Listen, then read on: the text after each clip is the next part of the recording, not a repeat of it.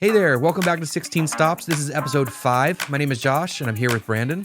What's up? And today we're going to talk about what creators struggle with. And there's going to be a whole lot to talk about. But first, Brandon, we're going to do some news and rumors. But usually before that, any personal news, anything going on? It's funny, in our last episode, Tom Buck was like, do not return the Rodecaster Pro 2. And I was like, too late. So I bought the Rode NT1 5th generation that we kind of mentioned on here, because it's supposed to do a lot of the same processing. It's got built-in 32-bit float, and that arrives tomorrow. So excited to try that. Okay, yeah, we talked about that in the last episode, and then I said, hey, Brandon, let's talk about it, and then I forgot, and then you had already returned the Rodecaster and ordered the mic, so I'm curious to hear what it sounds like and hear about your experience with it. Of course, should be fun. A week goes by where we don't feel like we're picking up something, so I actually bought the Mavic 3 Classic. Oh. So I know you're a Mavic 3 owner, right? Yes, I love the Mavic 3. I love it. So I picked up the Classic because I wound up not thinking I need the telephoto zoom, and I just got the big camera. So do you wind up using the zoom on yours or mainly the main camera? Okay, so it's funny because I have the remote that's got the screen built in. After I got rid of my Air 2S, I couldn't deal with using my phone as the screen. 100%. And it's just the cheap one. I didn't buy like the super expensive remote, but I use the telephoto all the time just so I can look at it. I almost never use it in an edit. I almost never use the footage that it shoots, but I really enjoy the experience of almost using it like a pair of binoculars up in the sky. So if that makes sense. Yeah, from what I saw, the quality isn't as good as the main sensor. So okay. So yeah, I own the Air 2S, which I love that drone. I've had that drone for I feel like a few years now. It's been out for a while. It's still awesome. Yeah, it's really good. It's really good. And I picked up the Mini 3 Pro because it shoots vertical, which is one of the only drones that will rotate the camera because I'm doing a lot of vertical content.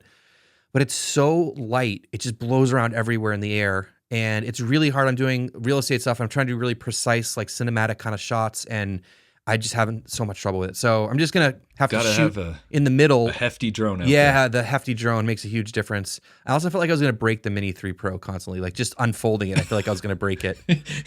Yeah. Like playing the game Operation, you're like trying to pull one of its arms down. Yeah, so I'm pretty excited about that. And it shoots 5.1K, which I've already done it. I've pulled some vertical out of it, and it worked pretty well. So I'm excited about that. Nice. Yeah. All right. So news and rumors. We got a bunch of stuff to talk about. First of all, Canon cinema cameras. We got some crazy price drops, and this is definitely worth talking about. I almost made like a whole video about this, but I didn't. So let's talk about this for a minute. So the C500 Mark II, which is their sort of top of the line full frame cinema camera, and it had been selling for $16,000 since it was released. They dropped the price to $11,000. So that's a big chunk of money. It's a big chunk of money. So let me tell you the other price drop, and then we'll talk about them. The other one was the C300 Mark III, which is essentially the C70, but in their sort of more traditional box sort of cinema camera, not like box like Red Komodo, but the more standard shape. And same sensor, very, very similar in specs now that they've come up with all those updates for the C70. There's not much of a difference between those two cameras, but they dropped it from $11,000 to $9,000. So significant, but still, the C70 is a better buy for most people, even at that price, I would say. Especially with it, now it's $9,000, but most people would probably buy two C70s versus a C300 Mark III. I would much because of the price. Rather have a second. Well, I say that, but I've never used a C300, so I don't know. But I am shooting on a C70, and I freaking love it. Yeah, it's a great camera. So, but I think the bigger deal is the C500 Mark II, and there's a couple things going on with this. First of all, $11,000 is significant because that's the same price as the Sony FX9, which is their full frame sort of top line before you get to the Venice. And I think this makes the C500 Mark II way more competitive because it's the same price. So I think that's part of it. The other thing is I think they're really moving on from EF. I think that we're going to see some new RF cinema cameras coming out. The last cinema camera that came out was the C70, which is an RF camera. I'm not counting the R5C. We'll just leave that one out for now. You're a minute. I don't care what you say. You get the Heisman. But that's an RF anyways. So there are rumors about a couple new cameras coming out, one of which is what people are calling the C200 Mark II, which people are theorizing to be a box-style version of the C70, so Super 35 DGO sensor. maybe coming out around NAB, which is in mid-April. So That would be cool. that's what I've heard. I don't have any inside information like usual. I just, I'm reading off things I've seen on like Canon rumors and other people talking about it and stuff like that. So there's also a rumor about a C700 Mark II. I don't really know what's going on with that. So we'll see if that comes out. That'll be a beast for sure. But it really does signal that, Canon is trying to move these cameras and trying hopefully to move on from EF to RF, where obviously their future is, but they've been holding on to EF for a while. So could be cool. We'll see. Yeah, I'm going to be at NAB, so it would be sweet if it was unveiled there. I would love to take a look at it. Absolutely. All right, so that'll be interesting to see what's going on with the Canon cinema cameras. All right, so there was some big news in terms of rumors. Again, rumors here. We don't have any of these as facts. And all this information is coming from Canon rumors. I do like to always give credit to where I'm seeing or hearing these things. Like, I didn't come up with this stuff. Good work, Josh. So that's some journalistic integrity. I try my best. And also, like, if it doesn't happen, then you don't yell at me. Like, go yell at Canon rumors, All right, so the big news that came out earlier this week, as of recording this, I did a live stream about this because I was so excited about it. I almost made a video, but I decided to do a live stream, is about the R5 and the R5 II. Oh, yeah. So we previously talked about the R5 II. I think it was in the last episode about perfect camera. So they're saying now that the R5 Mark II will not be coming out till 2024, and probably also the R1 coming out at that time. But they're going to provide a very large firmware update to the original Canon R5. So it's definitely interesting. Again, this is a rumor, so we don't know for sure, but it's sounding very convincing, and especially I'm hearing more people talk about it, and it seems like this could happen. So let's go through the update that's proposed, and then we'll talk about kind of like what we think about it and all that kind of stuff. So first of all, we don't know when this is coming. Supposedly sometime around NAB again. It sounds like there's a lot going on around then. Man. So we'll see. And there's been talk about it kind of becoming a bigger deal than just a firmware update, like other like dealers or, distributors or something sort of like making a big deal out of it. So it sounds like it's going to be big if this does come. That's what they're hyping it up to be. It's going to have a lot of the stuff from the R6 Mark II. And if you don't know, the R5 and the R6 Mark II are super similar. And I made a very detailed video about that, which I'll put in the description if people want to check out because they're very similar. But there's a few things that are different. So this firmware will send that over to the R5. So like lens breathing correction, which makes sense. The pre-shooting buffer, again, that makes sense. Removal of the 30-minute record limit. That's a big one. They also added some of the autofocus stuff. So like vehicle tracking autofocus modes like bikes, trains, and planes, and then some other tracking for animals and stuff like that. So if you're not aware, the R6 Mark II and the R3 have the sort of brand new autofocus system. It's just slightly better than the R5, but again, it sounds like something they could add in for from firmware updates and stuff. But now there's one big thing they said. We're also told to expect a couple of new features for the EOS R5, which are above and beyond anything currently in the EOS R lineup. Whoa, what does that mean? So Brandon, so that's really open. Like, these are people have rumor websites. They're making us want more, right? They're not going to just tell us everything. They're going to drip it along or leave out the crumbs for us or whatever. Do you think they really know, though? I don't know. Either way, we don't know. They probably do. They probably know a Japanese guy that works for Canon. They see everything. So I don't know what this is. I can only theorize about it and kind of put my wish list together about this. But let's hear it. To me, the big. What do you want it to be? I just want more dynamic range. So give me C-Log 2. I mean, that would be absolutely nuts. And as an R5C owner, if R5 owners got it and R5C owners didn't get it, that would be devastating. Agreed. There was a line in that article that also said, although we don't have specifics about the R5C, they expect the R5C will get some updates as well. Now, in terms of the pretty please, in terms of the autofocus and stuff, I don't think you're gonna get the same things because they run off different systems, Yeah. And that's why they don't have the same autofocus system. But it would be really cool to see C-Log 2. If they do put C-Log 2 in there, they have to put in the R5C and they have to put in the R3. Like they have to. It's so frustrating when you like buy, this super expensive like top tier camera and then like a camera that's like $2,000 less gets some of the stuff that you want. You're like, what the heck? Yeah. So speaking on that line, is this just makes me think that Canon's onto something here and they're like doing right. And it's weird because I'm always ripping on Canon for making dumb decisions, but like they're actually updating their cameras. And I'm looking at you, Sony, because Because they're not. enough already. Enough. Like this, they need to update their cameras. They came out with a firmware update for the A7 IV today, which I was really looking forward to because I own an A7 IV. It's just to incorporate their like cloud service. There's nothing else in the update. Brutal. So brutal. Yeah, like update the A1, update the A7S III, update the FX3, like put all that stuff in there that's in these cheaper cameras that have come out. Anyways, it's cool to see them doing this. Yeah, Canon does a really good job about updating their cameras and extending the lifespan. I am Canon, where credit is due. Golf claps all around. Nice work. So on one hand, we're going to rip on them for no third-party lenses and all that stuff that we complain about on a regular basis, but this is something that they are doing that, for example, Sony is not doing. So let's talk about the timing of this because I think that plays into this a lot. So I think what happened was they've been working on the R5 Mark II for a while because these cameras take a long time to research and develop and to come up with. And then I think they see the A7 R5 come out a few months ago from Sony. And in a lot of ways, the R5 still competes with the A7 R5, even though they're over 2 years apart. And to me, I think that's a kind of like wait, maybe we don't need a new camera yet if the competition is kind of where we've already been. And there's some ways that the Canon R5 is better than the A7 R5, and there's some ways that the A7 R5 is better than the R5. But generally, it's pretty competitive for that style of camera.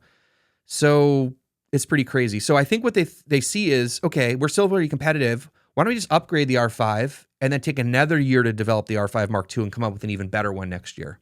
I'm okay with that. I think so. I think I am too, depending on what they come up with for updates. It's probably going to be some photo thing that I don't care about, but you know, You can't update the HDMI port. So no, you can't update the HDMI port. So what would you want in there besides the C-Log 2, if you don't mind me asking? Probably lots of little stuff. Like I'd like to see if they can improve the battery life, of course, and definitely for the R5C, if we're talking R5 sort of upgrades here. I would like to see, if you've never used the R5C has some special sauce in there that is not in the R5, that it's not really like a metric. You can't really measure it, but like the image is better on the R5C when you're shooting 4K than when you're shooting the R5. It is. Like it's nicer, it has more dynamic range. Yeah.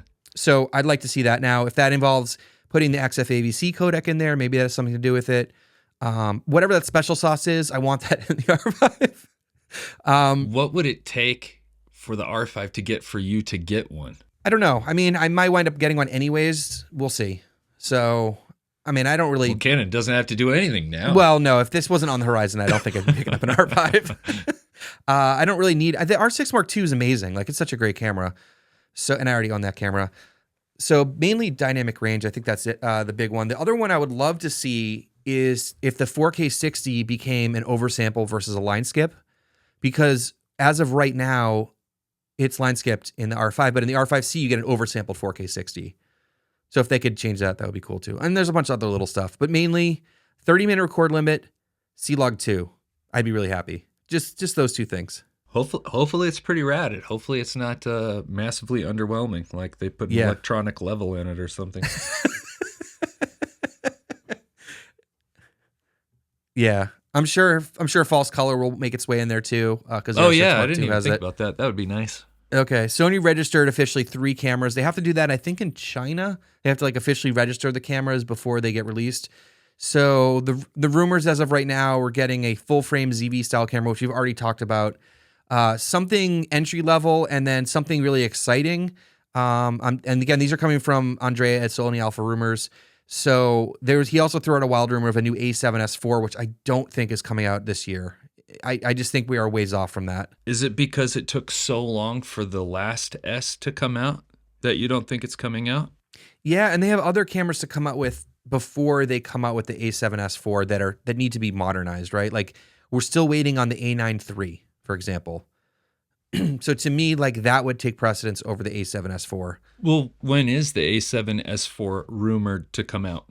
It was a wild rumor. I don't even know why he said it, but there's not much information about it. But they didn't have like a Q3 or a Q4 of 2023 or something? Yeah, I think later in the year or something. I don't remember the details. So it was pretty random. But he has been hinting at that there is some new exciting camera that a lot of people will be looking forward to, but he hasn't given any information. So I don't know any of the actual information. I'm just going off what I see and read online. So We'll see. It sounds like Sony's come out with some new stuff, which will be cool. I just hope they come out with new stuff and not just like recycle old stuff, because they tend to do that quite a bit with mixing and matching bodies and sensors and like making up new products and stuff. So we'll see. New stuff, not new old stuff. Yeah, exactly. All right, so YouTube Shorts monetization. I just want to hit on that for a second because we briefly talked about this before and how YouTube Shorts got monetized February 1st. But now that people have been like looking at their analytics, people are not making a lot of money from this. Nope. Has that been your experience? I know you've been posting some shorts. Yeah, compared to like a normal video, the RPM is just like, like a 20th. Yeah, and I saw, I forget which creator, but it was a much larger creator had posted some stats about like how many views he got and how much money it was, and it was like crazy low.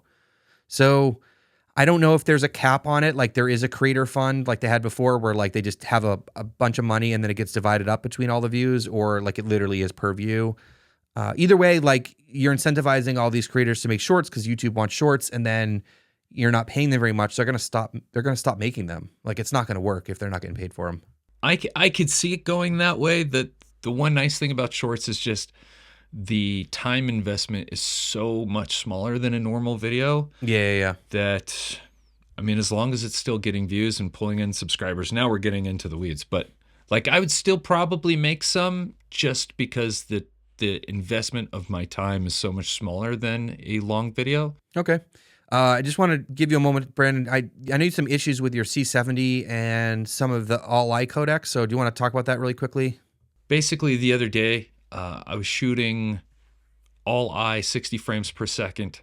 And when I brought it in to the computer, go into Finder, double click it, and it just pulled up the audio. Like there was no video.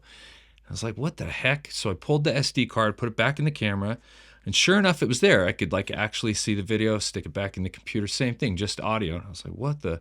So I was like, maybe this is, something's going on. I put it down to like 24 frames a second. It also didn't work.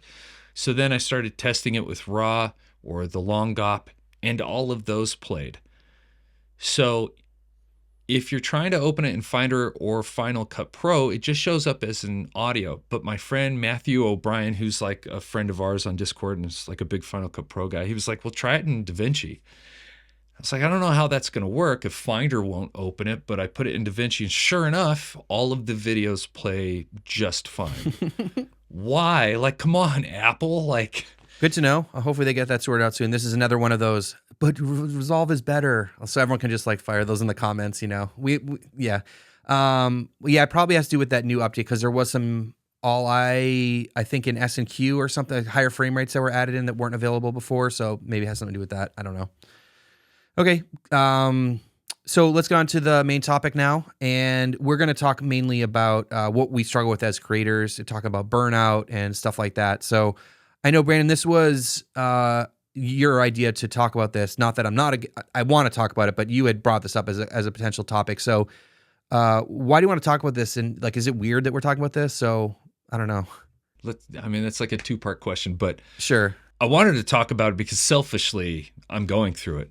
I think you and I have talked numerous times. I feel like you're almost like a therapist at this point, like just get your LCSW. I've been going through burnout, I swear, for like the last 6 months. And it's moved past burnout to where like I've dealt with depression for, a very large chunk of my time. And these are things that I talk about on my main channel, mental health and why they're so important, like having good mental health. But selfishly, I wanted to talk about it because I've been experiencing burnout. And I think you and I are really lucky that we have each other to talk to. We have the other guys on the Discord. And I just know there are probably creators out there that don't necessarily have that luxury. So it was something I wanted to like put out on the table. We do so much like gear stuff, and that's fun, but it's somewhat superficial. And I know you and I both wanted to tackle some real people, like person to person type of topics. And this one fit the bill. And just now, like when we have our little pre-record conversation, you were like, dude, I'm going through some burnout. So it seems pretty aptly timed.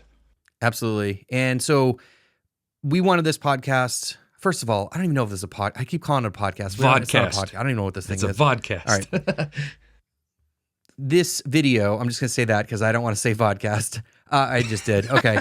Is really an extension, where it came from was an extension of Brandon and I's own discussions, and we're just sort of making them public. In that what we wanted to talk about were kind of three general ideas. We want to talk about camera gear. We want to talk about content creation, and then also like filmmaking and videography. So like content creation, YouTube, social media, that kind of stuff.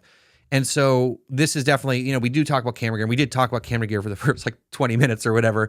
So, but yeah, I really do want to talk about the sort of the creative or creator side of this, because yeah, I think all of us do suffer burnout in different stages at different levels, and sort of like dive in a little bit into like why it happens, what it feels like, what we can do about it, those sorts of things. And just to try to bring up some stuff to the surface, because I think a lot of people struggle talking about this. And like you said, it's great to have friends that are doing a similar job that you can sort of talk to and bounce ideas around with.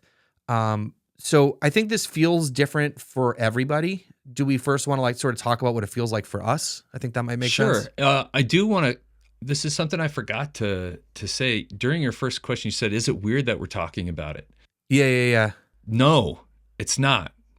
Because if you're a creator, you're going to experience it at some point. But I do think in like, at least for the demographic of this, this video, we're like 99.8% male followed. Like that's the demographic of who watches this. And it is guys that typically go, ugh, feelings? Like, let's just bury them deep down inside. And I can tell you, like, that is not healthy. So whether it's, outside life issues that are making you depressed, or just like sucking you dry, this is just like crushing your soul, or it's content creation, even though that seems kind of silly, like YouTube is the perfect job, but jobs have stress. And if you feel like crap, just burying feelings deep down inside is not very healthy. So I don't think it's weird at all to discuss something like this. Going back to your question, how does burnout feel to me? The best way I can describe it is I hate doing the thing I love doing. Like I take almost no pleasure out of doing the thing that gives me so much joy. That's when I know I've kind of entered burnout, right? There are things on my little content calendar here that if I were to read them, I'd be like, oh, I can't wait to shoot that. And then I just go, nah, there's no point. Yeah, I feel that for sure. To me, it kind of feels like exhaustion. Like I'm just so tired. I just can't even fathom trying to handle that thing that, like you said, I usually would love to do, but I look at it and go, I cannot do that today. I just don't have the stamina, the energy, the creativity, all that stuff. But for me, a big part of it is some days I just don't want to be talking to the camera. Like I just don't want to talk to the camera. I don't want to put the camera in my face and be on.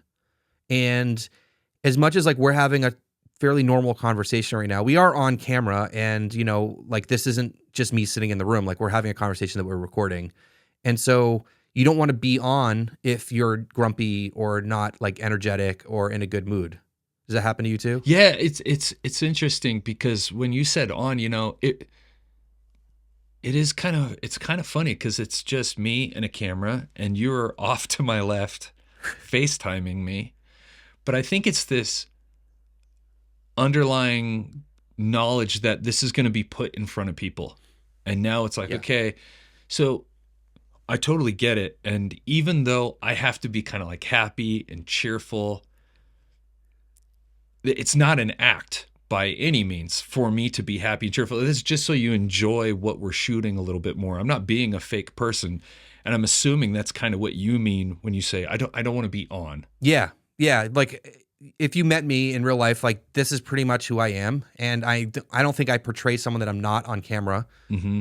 Especially, I mean, now that you're watching, that's the thing about long form is you can't really hide your true personality. Like in an edited video, you can kind of make yourself into whoever you want.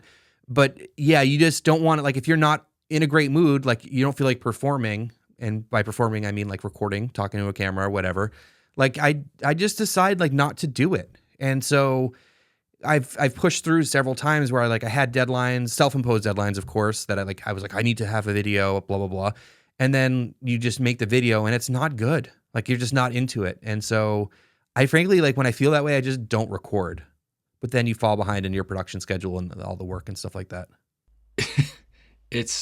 Do you want to move into like why we get burnt out? Because that's my mind is already going, Sure. yeah, like I don't want to shoot because I know it's not going to turn out. And I had some experiences last year with videos that I made that I thought were excellent, and then they bombed. And it was like, what's the point of shooting anyway if they're just going to bomb? Like, I don't know, you know? But the algorithm of YouTube obviously supports and pushes the creator that's going to create a ton of content. And so if you're burnt out, you kind of get penalized for that, you know? So it's tough because you're like, okay, I can't put out stuff that's going to suck. My brain is fried from burnout, so whatever I put out, it's going to suck. So I'm just going to take my time. Well, now I'm being penalized for taking that time, and then I just feel even more burnt out. So you're kind of just put behind the 8 ball, and it feels somewhat like you can't get out from behind it. Yeah.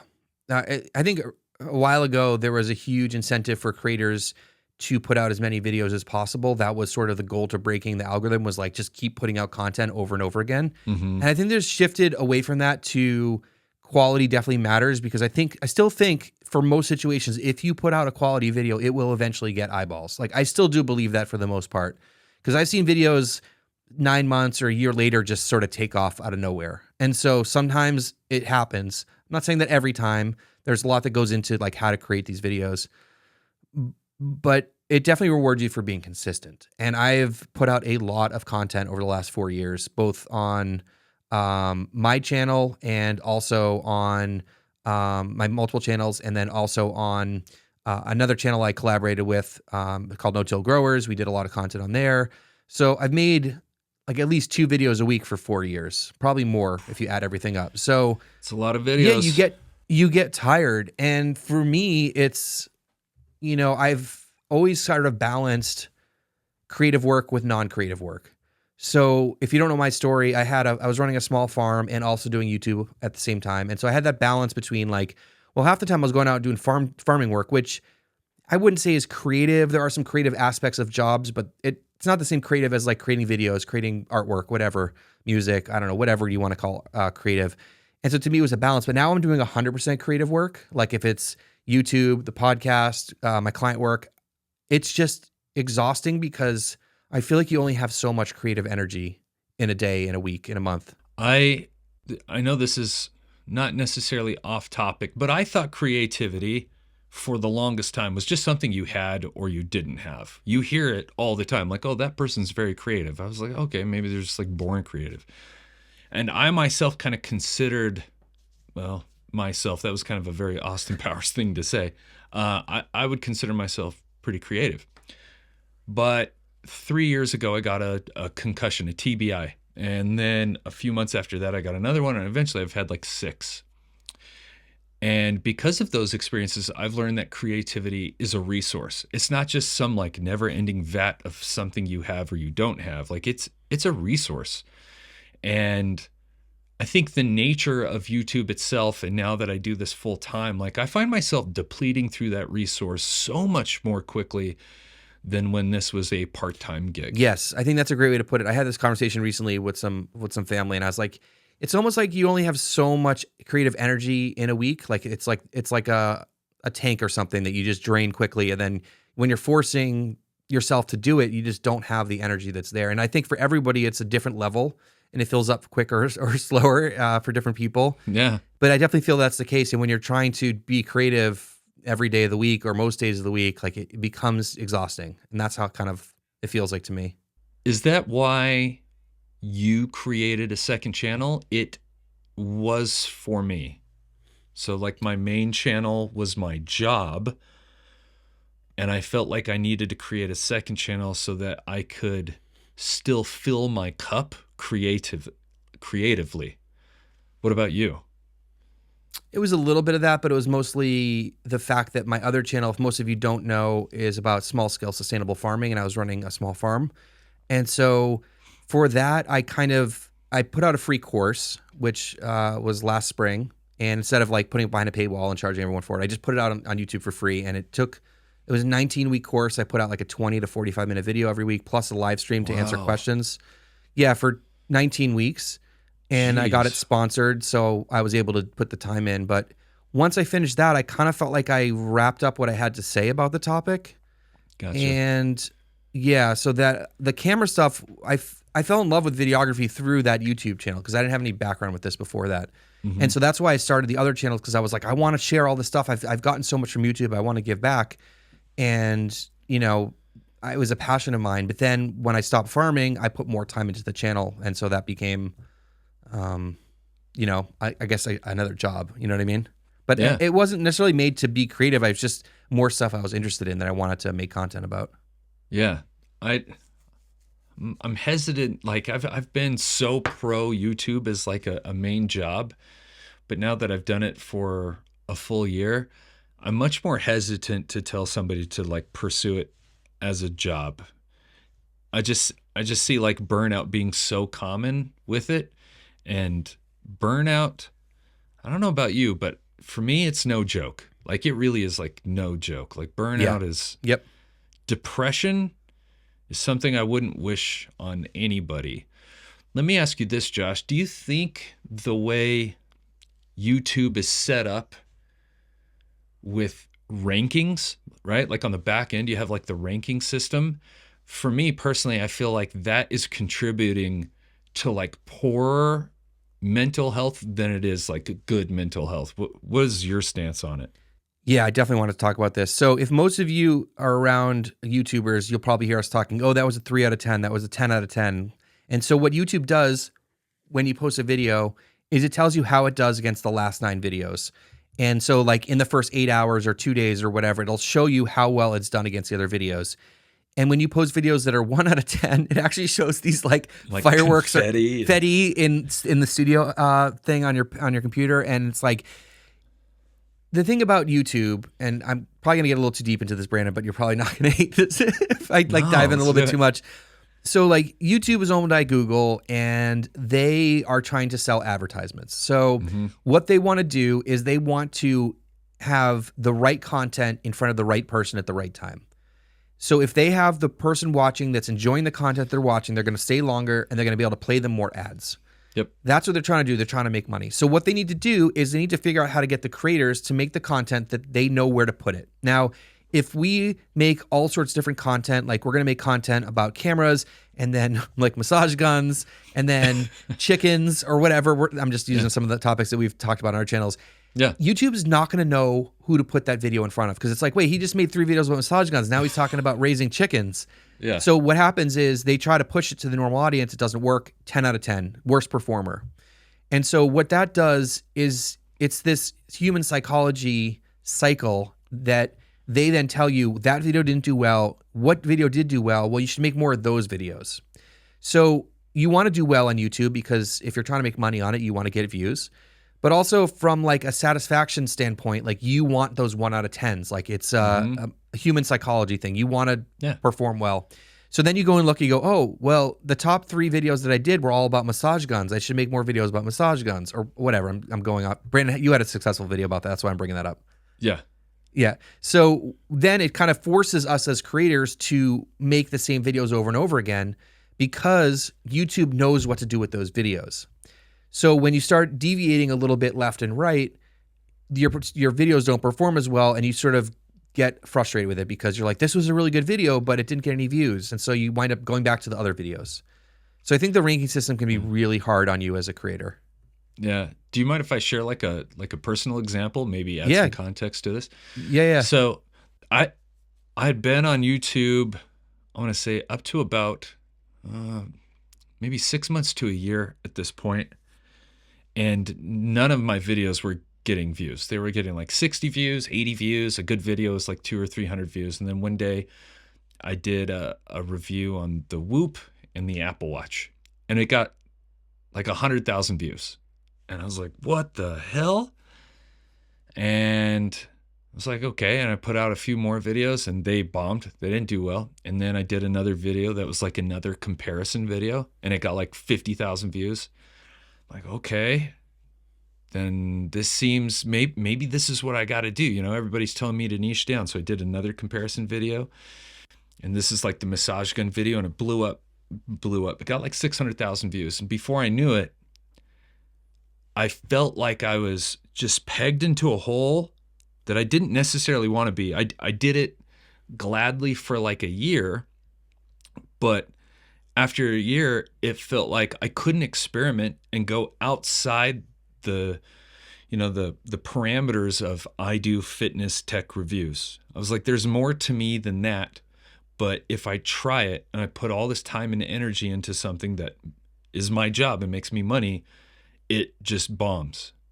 And that is super frustrating, because if there weren't likes or views or anything like that, I would never feel like I got so like, pegged into that one set, like one type of video. I felt like I could experiment a lot more. And that's the main reason I've been burnt out, because it's like, all right, I get that this video is going to bomb, but I'm going to voluntarily make it anyway because it's good for my soul. And I need to break these parameters that YouTube has kind of put around me. Like, I got to start expanding at some point. Do you feel like YouTube has like tried to do that to you at some point, or have you had like a similar experience? Yeah, luckily on the farming channel, I had a viral video 2 months into starting the channel, and luckily it was like right in line with what my channel was about. So for me, it was like it worked out really well, but that doesn't always happen. And so one thing I've done on that channel, and what we're doing on this channel, which I already talked about, is sort of have different buckets or pillars of content that you make.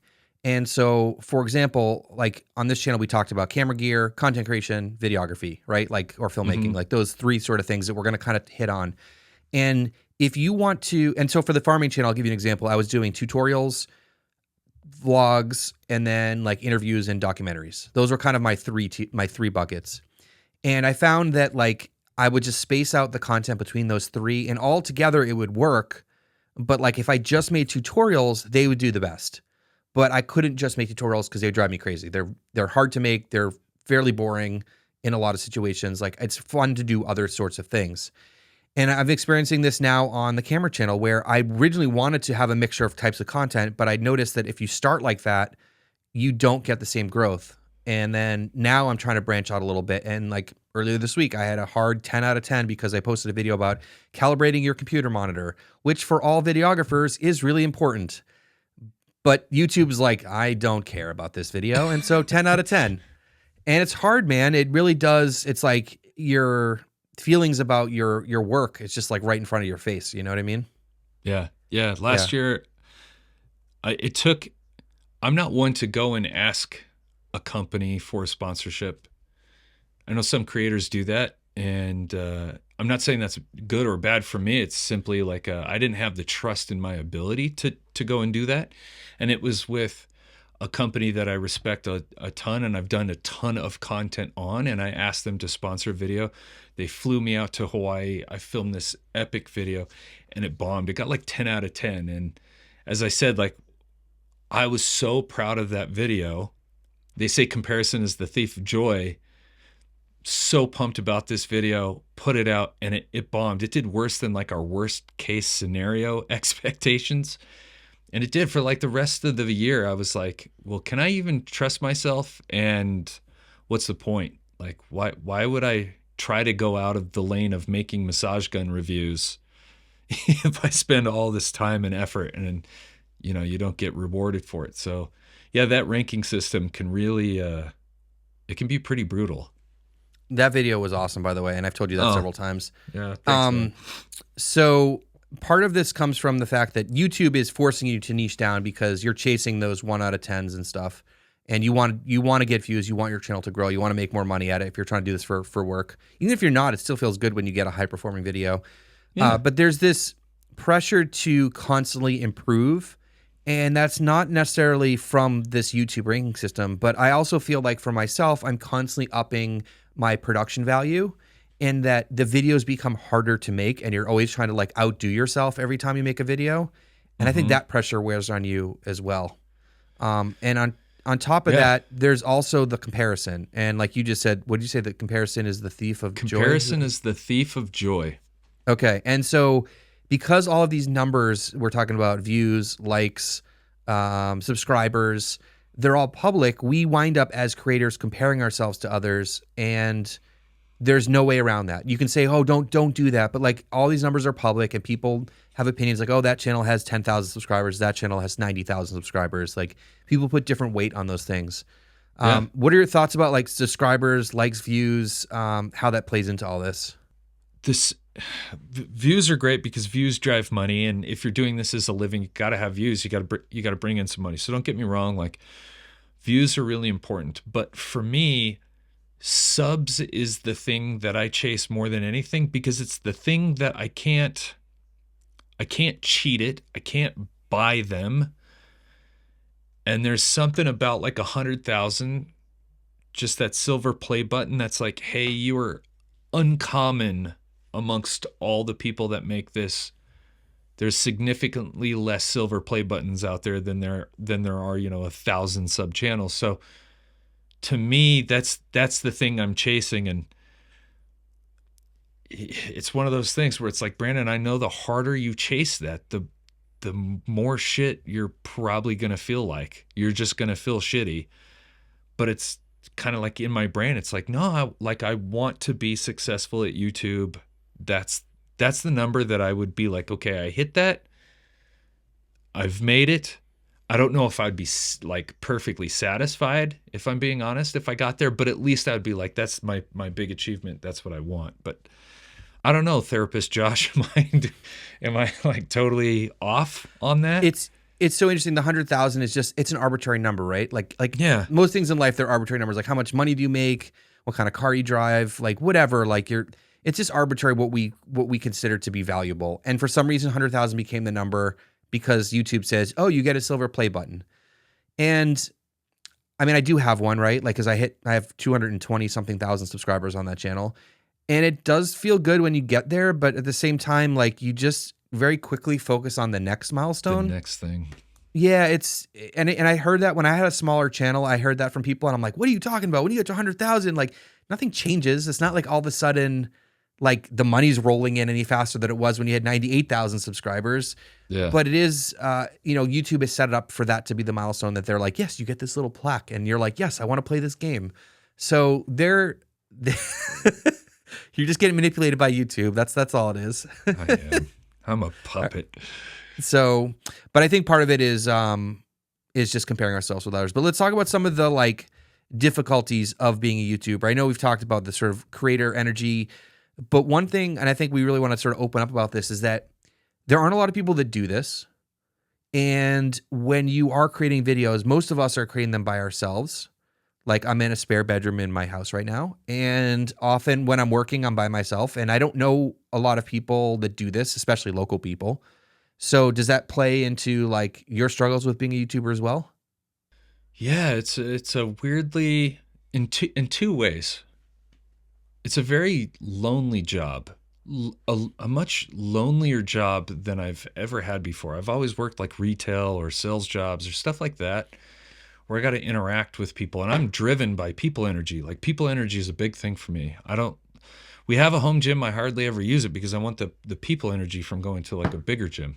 Sorry, I keep whacking my watch on the desk. And because I am like you, I'm sitting here in this studio and I'm here every day, all day long, like almost 15 hours a day. It seems like the only people that when I talk to, I can really connect with are other YouTubers because they're the only ones that understand this weird job, right? Like the stresses of YouTube are extremely unique. They're uncommon amongst all the other jobs that I've had. And so one thing that I'm finding myself is that when I meet somebody in person, a human, if they're not a YouTuber, it's the connection really isn't there. I don't talk a lot, but if I meet another YouTuber in person, I seem to just puke all of my feelings all over them. And I'm like, dude, have you ever talked to a human before? Like, get your shit together. Like, I don't know. It's like turned me into kind of like a weird person. I'm not a weird person. I'm just so starved for like true human connection. It's like, dude, like Josh, if me and you ever met, it would be great, but also probably weird. I'd probably tell you everything about my entire life right then and there, and you'd be like, whoa, buddy, like back off. So yeah, it's an odd job. I think this, in combination with the last few years with COVID and stuff, has not helped as well. No, yeah. So I think that adds a lot into it in terms of our interaction with other people. But I agree. I think it's really important to make connections with other creators, and hit people up and send them messages, and people that kind of do similar stuff, and get to know them, and hopefully you can have a few buddies that do this, even if they don't live near you, to just be like, hey, I'm having a hard day, or what do you think of this, or that kind of stuff, and just make some friends. Like I know Brandon and I connected through our small Discord group. And so finding some other creators, I think, is really helpful. And I'm trying to like sprinkle in ways to handle some of this stuff throughout the episode, because there's a lot to do this long term. You need to have coping mechanisms for it. Absolutely. I would definitely echo the Discord. Like, it's so funny. I get so like anti-trend. I don't want to do that. That's just dumb. Like, that's gross. Yes. Discord was RGB one of those lights. things. Yeah. Ugh, gross. That neon yellow. What are you, a gamer? But sorry for all those RGB fan people out there. I'm just gonna... No, we're not. Whatever. Somebody, I can't remember who. I think it was Dylan Bates. Like, the Final Cut bro, like, he sent me the invite, and I got in there, and I gotta say that it's been one of the best things for my channel, because I've been able to bounce ideas off of thumbnails, titles. So they've helped me get better. But now I have like actual, genuine friends. Like, even though I haven't done it yet, the Dylan, I can never remember his last name. I just call him Buff Dylan. What is it? Dylan John? Yeah, Dylan John Dickerson. So I just call him Buff Dylan. And Tall Dylan. There's Tall Dylan. People don't know who we're talking about. Yeah, shout out to the Dylans. We'll put links for their channels down below so you guys can check them out. The They're Final both awesome Cut bro creators. and then Dylan John. But like, they like play Oculus, and they've like hit me up about playing Oculus with them. But me and you kind of like, before we did this podcast, we were talking like every day. So these are people that have become like more than just like, hey, help me out with my channel. Like, these are actual friends, and it's one of the things I'm most excited about NAB, is just getting to connect with people face to face that I see on the internet and I follow and I talk to. So yeah, if you can get into a Discord group, just beyond the actual help to your own channel, like, it's just a nice way to like connect on a deeper level to some of these people that are going through what you're going through. Agreed. All right, I want to bring up another topic here. There's so much to this discussion. I want to talk about something that I've never heard anyone talk about, is the lifespan of a channel. And this is really interesting, because I put a lot of thought into this, and I'm sure everyone at some point is like, am I done with this channel? Like, should I stop posting here? Because I think that a lot of people continue to post probably longer than they should, and they're producing content that they maybe didn't want to make. And so it doesn't do well. And you don't ever see someone be like, yeah, I'm done with this channel. Like, they usually just fade out. Do channels have a lifespan? Is that based on like, your interest in the topic? Or, because I feel like that can burn you out too, if you're just like continually to produce videos that you don't want to produce because you feel like you have to. It's funny. Like, I would have never thought about this until you just said it, but I kind of feel like that's maybe where my main channel is at. I don't know yet, but I've kind of reached that point where I was like, I'm just not really that interested in what this channel is about. And I told my wife last week while we were in Moab, I leaned over to her. I was like, listen, I've got 3 more videos that I want to make, that I actually want to make. And after that, there's nothing in my brain's horizon that I want to pursue. And I go, maybe it's the end of that channel. And I just put everything into the camera channel, because there's like, on my content schedule, there's 3 videos for the main channel, and there's like 18 for the camera channel. And I don't know, Josh, is that what that means? I I think it's whenever you force, and this is me just from my experience, whenever I force content, it never comes out as well. And I know Yeah. that for the farming channel, the winter before I did the course, I was still producing content because that was my job. I like have a channel I want to produce. And I made some videos that I wasn't like super pumped about. Mm-hmm. And you could tell, like my normal audience could tell that I wasn't super pumped. Those videos did not do very well. I wasn't happy with them. They weren't bad videos in any way. I was still delivering valuable information, but my heart wasn't in it. And then Yeah. I haven't posted on the farming channel since I think like June. And I don't have any plans to post on there. And one, I'm not farming, but also like that's not where my headspace is right now. And I'm not saying I'm completely done with it, but I have no plans on producing content for it. And I walked away from a channel with, I think right now it has 220 something thousand subscribers. Yeah, that's nuts. So Like for that's most people, definitely. I mean, your psychological not detachment, maybe investment. You're so much more invested into that channel when it comes from like a success monetary standpoint than my 27,000. So I think that's definitely part of it is you feel like you put so much emotional energy into the channel, but also there's money and revenue and paying bills and stuff like that. And I think that's where a lot of people continue to push out videos even when they're not like feeling like it. So yeah, but it's no one it's talks about weird. the lifespan. Yeah, it's weird. I'm kind of like, okay, so do I have to kill the channel or am I better off like making a video like once a month, once every other month, like when one pops into my brain? It's an interesting concept. Like, am I better off? Am I better off, or is it better for the viewers of that channel for me to just not post content anymore and not like string them along like a shitty boyfriend or something, you know? Yeah. All right. So in the theme of talking about things that, like most people aren't talking about, our struggles, imposter syndrome is something that I've struggled with in the past and I think continually struggle with on a, like a little Mm-hmm. bit from here and there. And if people know what that is, I don't know. Do you want me to try to explain it or do you want to explain it? Like, I think we've all Something kind of know tells what me it you're is. going to do a better job than me, Well, Josh. I don't know. I mean, for me, Josh, I'll you're just the say, explanation guy. I'm the feely guy. I'm the guy that can like well, this is a share feely feelings. thing. This is a feely Well, thing. So, okay.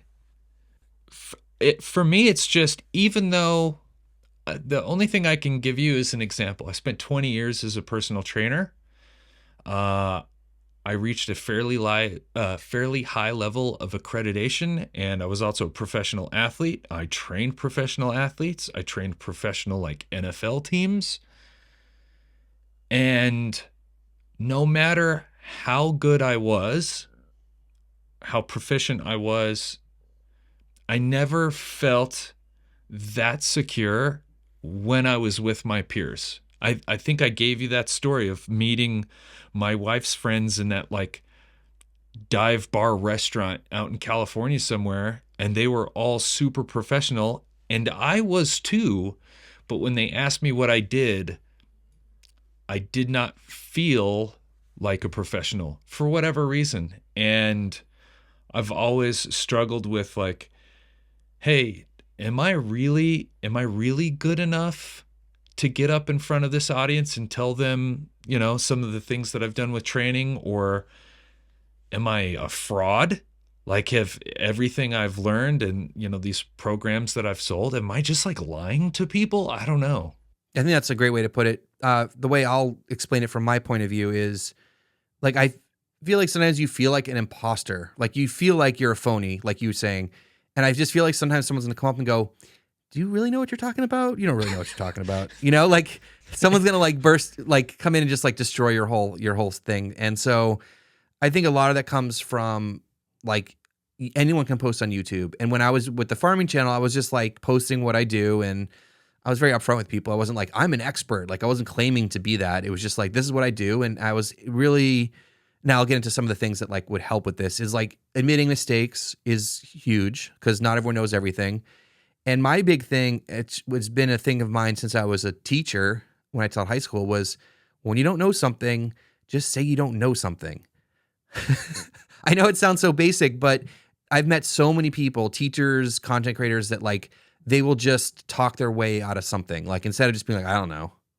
And Yeah, so that, I think there's a lot of power with just saying I don't know. And when I say power, it's relatability.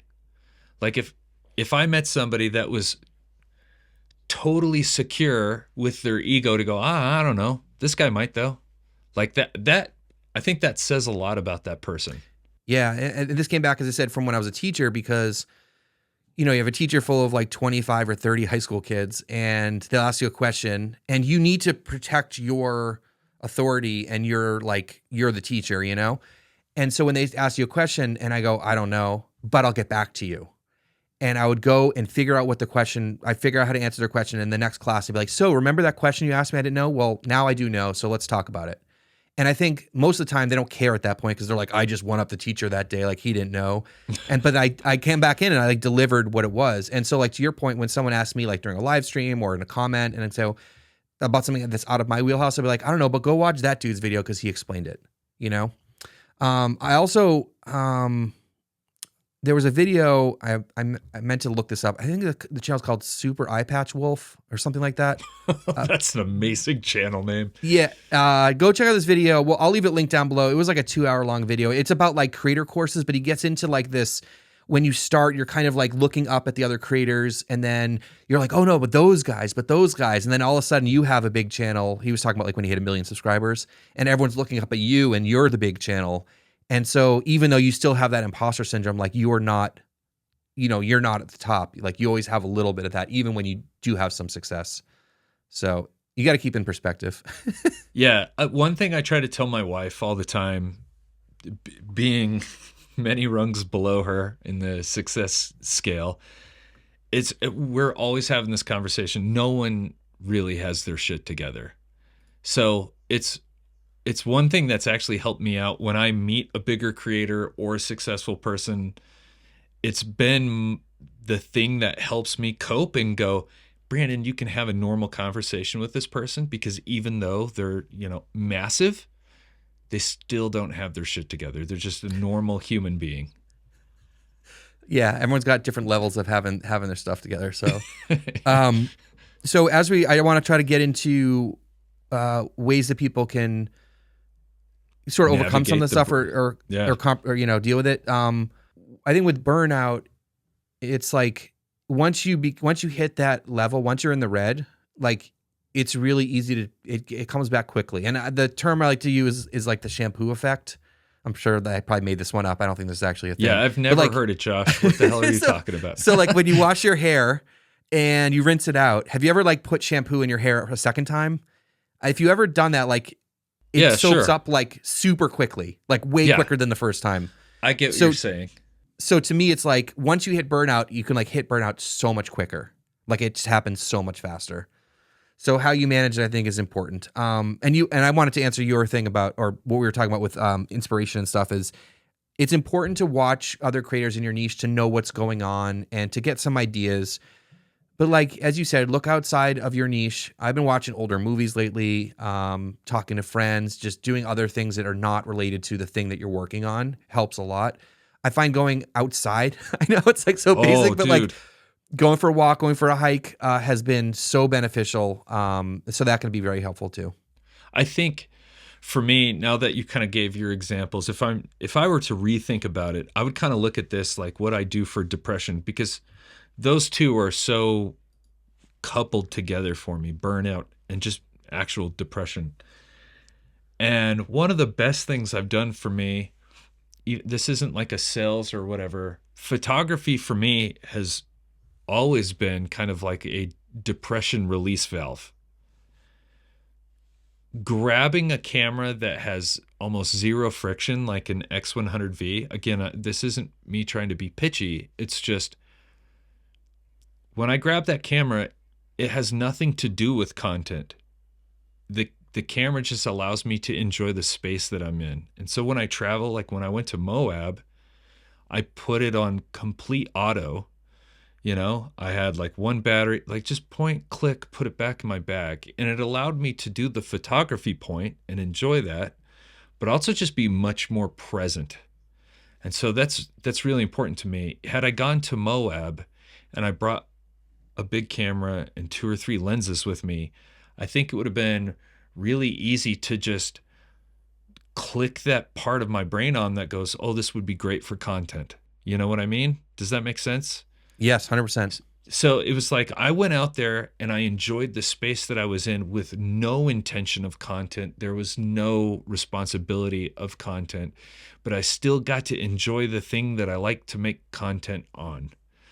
So that was a really big one for me. And then if I can give some other things that are maybe like kind of out there, is one, cold showers and cold immersion is wonderful for your dopamine system, your adrenal system. That's a really good mood elevator. And then the biggest one is therapy. Like if you feel like you're burning out all the time, I would definitely suggest getting a hold of a therapist. And again, when you ask me, is this weird to talk about? Like I'm telling you something that has radically changed my life, and I feel no shame whatsoever saying like I go to a therapist and it could highly benefit you too. So therapy for me has changed my life because it's somebody with actual set of skills to help me get out of this place that I'm in. Yeah, I think we brought up a lot of good ways to handle some of this stuff. And I think some of the basic stuff is like sleeping, eating okay, doing a little bit of exercise. Like some of that basic stuff, like I tend to get in a habit where I don't sleep enough because I'm working too much. And Brandon's always like, dude, you get any sleep? Like you look tired. And I'm like, I am tired. I've been working too much. Like, because I think it's for a lot of us, it's hard to turn off. And like when you're a content creator, if you're a YouTuber, you know what I'm talking about. You're always trying to make stuff. And like you said, even when you're on vacation, like the fact that you have to bring a different camera with you, so you force yourself to not work, it says a lot. And a lot of times people go, well, you don't have a camera with you? I'm like, no, I don't want to grab my like A7 IV with a huge lens or my FX3. Because like I just feel like I'm working when I hold one of those cameras. I feel like it's work time. I can't separate those. It's really hard. Yeah, I guess that is one nice thing about like running the like a fitness channel is like I know all of the healthy side of things to help me out, like to stay optimal. But from a creative standpoint, yeah, there's some interesting takeaways here. All right, guys. Well, hopefully you enjoyed this conversation. I know we probably went a little bit deeper than maybe you expected, but that's kind of how we roll. And as I said, these are really just kind of conversations that Brandon and I have like on a regular basis. So we wanted to share those with you. So again, thanks everyone for the support. We've been having a great time. Sorry we missed a week, but we're going to try to stick on schedule as best as possible. And we really appreciate sharing the podcast with friends, family, and online, whatever. And thanks again. We're having a great time, and we'll see you soon. Peace.